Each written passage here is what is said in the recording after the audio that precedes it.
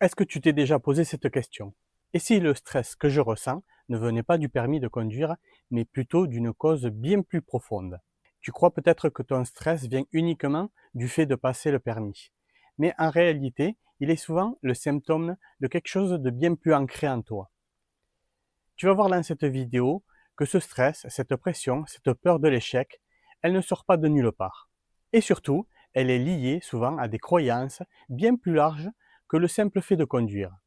Et si tu comprends enfin ce qui alimente réellement ton stress, tu pourrais non seulement réussir ton permis plus sereinement, mais aussi retrouver confiance dans toi, dans d'autres domaines de ta vie. Alors reste bien jusqu'au bout, je vais tout expliquer. Mais avant cela, pense à liker ma vidéo, pense aussi à t'abonner et à en parler à des amis autour de toi. Allez, c'est parti. Nous allons voir en 1 ce que tu crois être juste du stress pour le permis. Tu te dis peut-être, j'ai peur de rater. Je stresse dès que l'examinateur va monter dans la voiture. Je vais perdre mes moyens. Ces sensations sont bien réelles, bien sûr, mais ce ne sont que des symptômes. Ce stress n'apparaît pas tout seul, il est souvent le reflet d'un discours intérieur que tu t'es construit bien avant le permis. C'est comme une alarme dans ton corps, qui t'alerte, mais que tu essaies d'éteindre par tous les moyens parce que tu n'en connais pas la cause. On va voir maintenant d'où vient ce stress. Ton stress est souvent lié à des croyances limitantes enracinées depuis longtemps. En voici quelques exemples. Je ne suis pas à la hauteur. Si tu as souvent eu l'impression qu'il fallait être parfait pour être accepté, tu vas ressentir une forte pression dès que tu vas avoir un échec.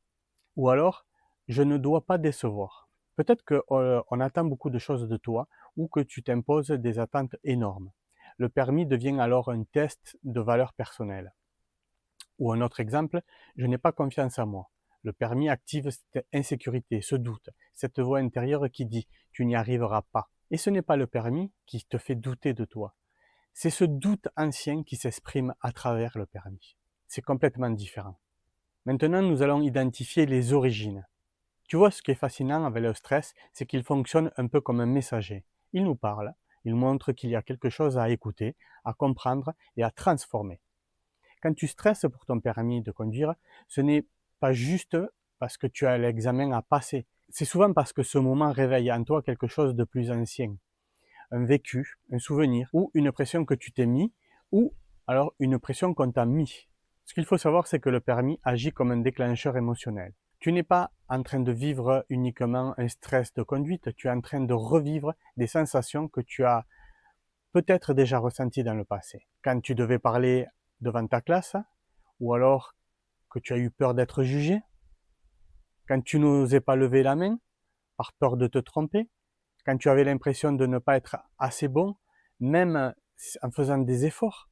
Et ce qui se joue à travers l'examen du permis, c'est la crainte de l'échec, du regard de l'autre, de la sanction et de ne pas être à la hauteur. Ce sont ces racines-là qui nourrissent ton stress. Une croyance inconsciente peut contaminer plusieurs domaines de ta vie. Tu penses peut-être, si je rate mon permis, ça veut dire que je suis nul.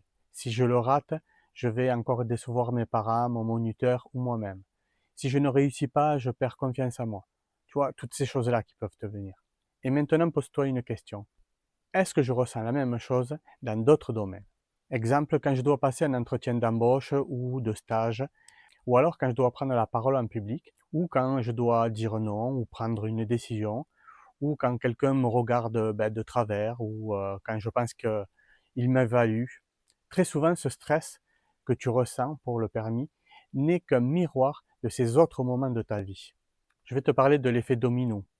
Changer ici transforme ailleurs. Tu as intégré ces croyances souvent sans t'en rendre compte. Ces croyances te suivent depuis plusieurs contextes. Et si tu les déconstruis maintenant pour le permis, tu commences aussi à les désactiver ailleurs. En travaillant sur ce stress précis, tu libères aussi ta façon de gérer la pression, ton rapport avec l'échec, ton besoin de validation extérieure, ta confiance en ta capacité de progresser. Et ce changement-là, il te suivra bien après avoir obtenu ton permis. Nous allons voir maintenant comment déconstruire ces croyances. Maintenant que tu as compris que ton stress vient peut-être de croyances plus profondes, tu te demandes sûrement, ok, mais comment je vais faire pour m'en libérer? C'est exactement ce que je vais t'expliquer ici.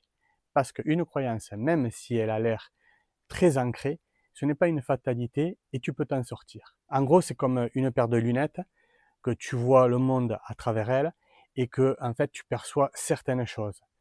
Donc, il suffit de changer de lunettes et tu vas voir le monde différemment. Tout d'abord, il faut identifier la croyance qui te bloque. Première étape, c'est de mettre des mots sur ce que tu crois de vrai, inconsciemment, même si ce n'est pas très logique. Exemple fréquent. Si j'échoue, c'est que je ne vaux rien. Ou alors, je dois réussir du premier coup. Ou alors, je n'ai pas le droit de me tromper. Ou encore, les autres vont me juger si je rate. Pose-toi cette question. Qu'est-ce que je crois que ça dit de moi si je rate mon permis? Écoute la réponse qui vient. Elle n'est pas toujours rationnelle, je te rassure, mais elle est très révélatrice. Étape 2. D'où vient cette croyance? Une croyance ne tombe jamais du ciel. Elle s'est construite à partir d'une expérience passée, très souvent dans l'enfance ou l'adolescence. Par exemple, un prof qui t'a humilié après une erreur, un parent très exigeant envers toi, une remarque blessante qu'on t'a répétée, un échec qu'on t'a fait vivre comme une honte. Est-ce que j'ai déjà ressenti ça ailleurs dans ma vie? C'était quand? Et surtout avec qui? Tu vas souvent faire un lien très fort entre ton stress actuel et un événement plus ancien. Étape 3. Remets en question cette croyance. C'est là que le travail commence ici. Pose-toi 3 questions puissantes. Est-ce que c'est vraiment vrai? Est-ce que cette croyance m'aide ou me freine? Qu'est-ce que je pourrais croire à la place qui serait plus juste? Exemple. Croyance limitante. Si je rate, je suis nul. Croyance alternative. Je peux rater quelque chose et continuer de progresser. Autre version possible, un échec ne définit pas ma valeur.